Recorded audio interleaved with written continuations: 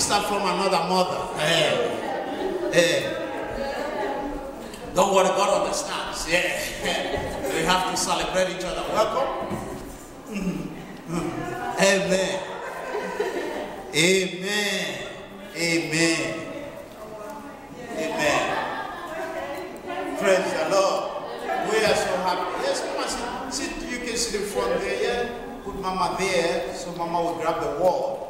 Direct. Hello, Mom. We love you. Praise the Lord.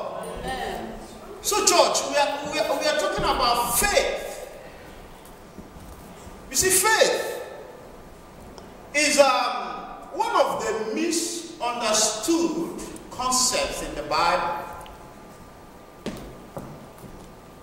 Faith, if you want to talk about as in terms of power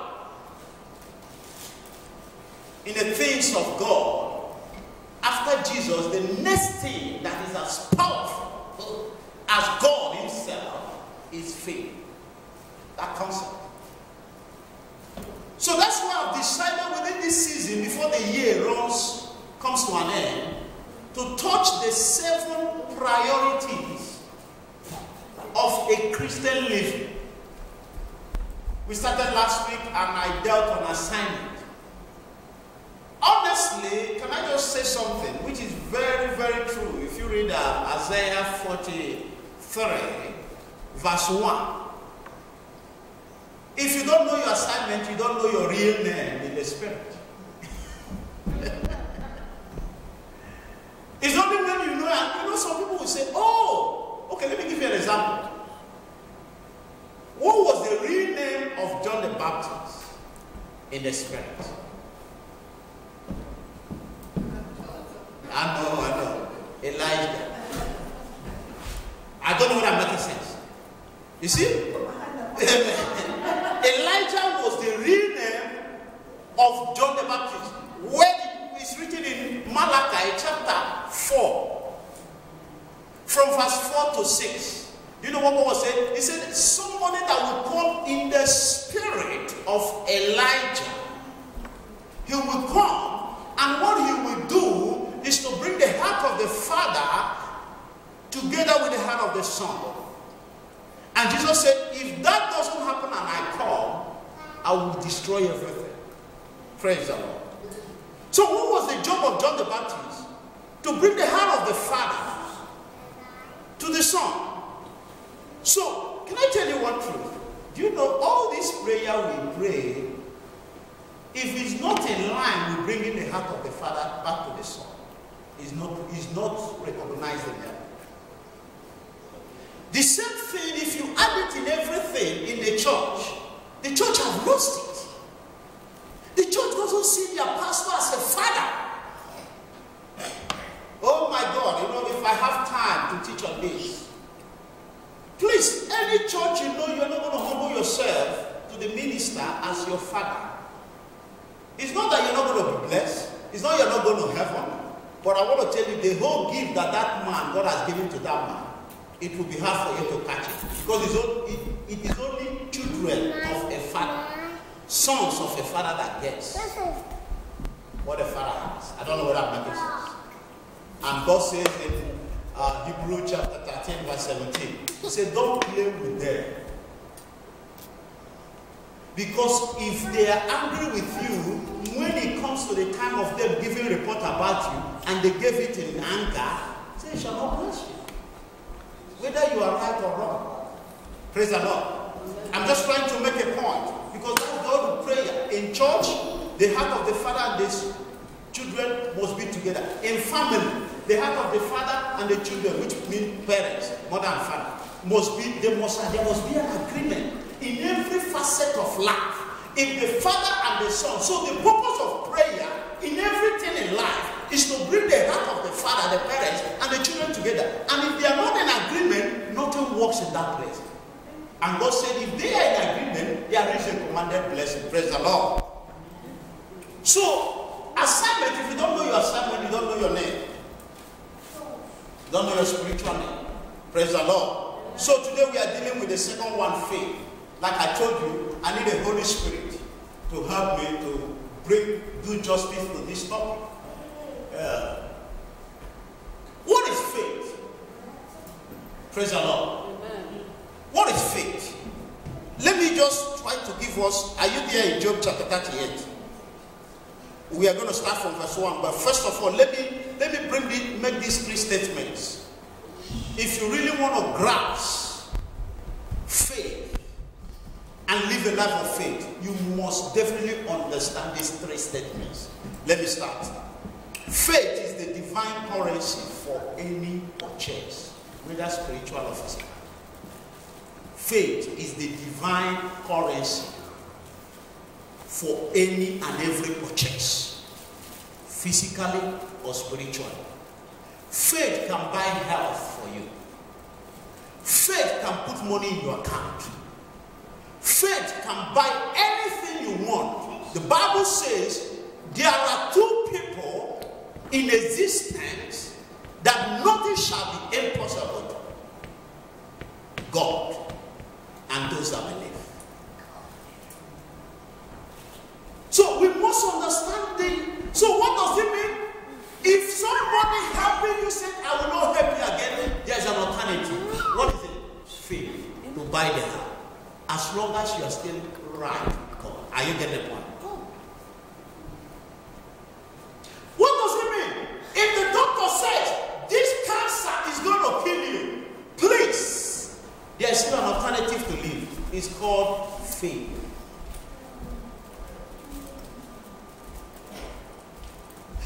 If the world is turning their back on you and saying, we don't need you again, it doesn't make sense any longer, please don't kill yourself. There's an alternative. It is called faith, because faith is the currency,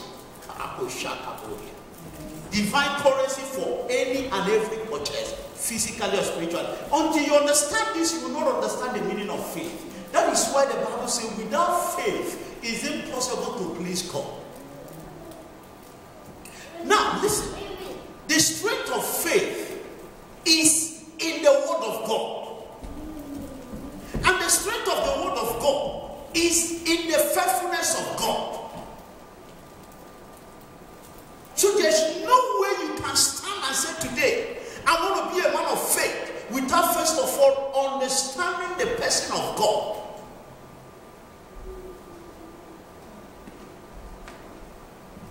As I am now, I've understood Sister Catherine very well. God forbid, she puts on the phone and says, Joseph, my brother, I want you to be here right now, please. I really want you to be here right now, please. That's her word. I'm not seeing her. Is that not true? I'm not seeing her, but she has spoken to me. But because I know her person, I will tell my wife, sweetheart, I think there's something happening for Sister Catherine. She can't even talk. I know she won't explain to me everything, but she couldn't talk. On the phone, she couldn't talk. She was only crying and was asking me to call. I will drive my car and leave everything I'm doing. Why? I'm not going there because she has spoken to me. I'm going there because I know her. I have a relationship with her. I know who Sister Catherine is. Catherine wouldn't want in her life to just bring me out of whatever I'm doing. She will always ask me, do you have time? But for her to say, Joseph, I need you now, I don't even need to hear more. What happened there was, I was seeing her, I wasn't seeing the word. The same way, stop seeing the word of God and see God. Then his word will make sense to you. You think this? Many people have moved away from believing the Bible because they have the conclusion that men wrote this. That's the problem. The problem is that people will come and sit down and tell you it was Alexander DCT that interpreted the Bible. It was, forget it, the Bible said it. Said this scripture is written by the inspiration of the Holy Spirit. Now, who is the Holy Spirit? He cannot approve anything without finishing it. Holy Spirit has seen the end. He has seen rapture taking place. Holy Spirit has seen the second coming of Jesus Christ before he now approved and gave his stamp that it was my inspiration. So if those people were making mistakes, he had corrected them.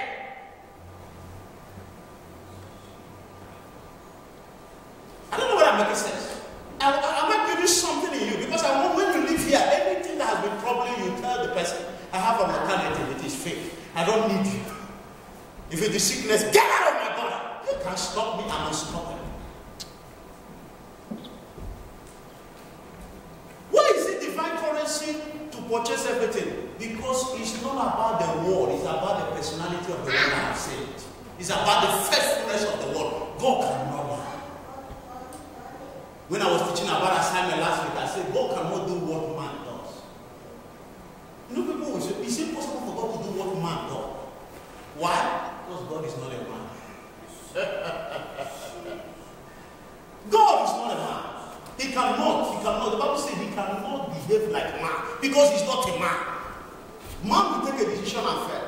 Another second thing I want to put in our minds as a foundation so that we understand is that, listen, this one is very, very controversial. People might not believe it, but it's absolutely true. You are the word of God to your generation. If you don't accept this in your heart, faith can never work.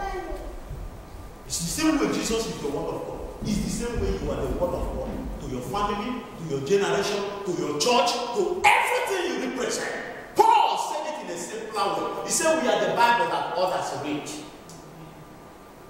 We are the written epistle. Is that all right? So what does it mean? If you are working in any place, if you are relating with anybody, the first thing they should see should be the word of God. And that means you are lifting Christ. He said, when I'm lifted above the earth, I will draw all souls. Stop fighting to win souls. Just lift Christ. Be the word of God to everyone. Be the word of God to your life. So if you don't understand this, faith will never work in your life. And the final thing, the third thing I want to say is that faith can never work with words. In as much as the Bible says that faith comes by hearing. Remember he said there is another hearing. How can he say 2 times?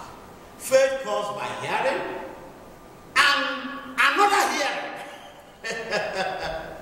Now what is he saying? Let me tell you, faith, until you understand that faith is that mental force that converts words into pictures, faith can never work.